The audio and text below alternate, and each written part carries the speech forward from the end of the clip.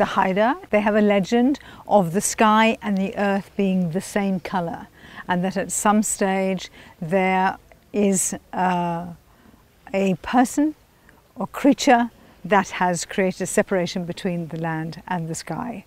Our elders say everything was chawisus, the color of copper, or a golden color. And that's my Nukhalk name, chawisus, the color of the world. Ranginui is the Sky Father, and Papatuanuku is our Earth Mother.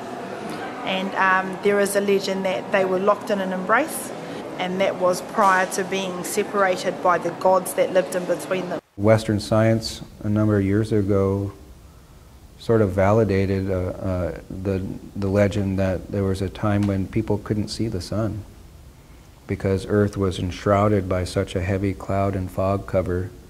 It just got light and dark, and nobody could see the stars or the sky. Micah, the Haida, Nettie and Chris are all telling the same ancient legend.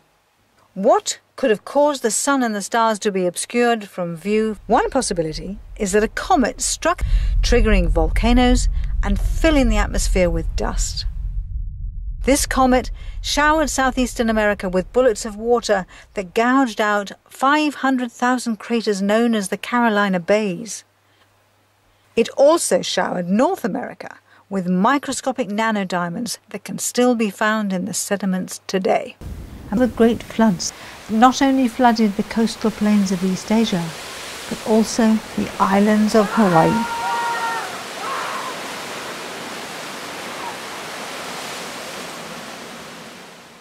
The Hukumukalani Hukumukahonoa says that there were people living in Hawaii before these great floods.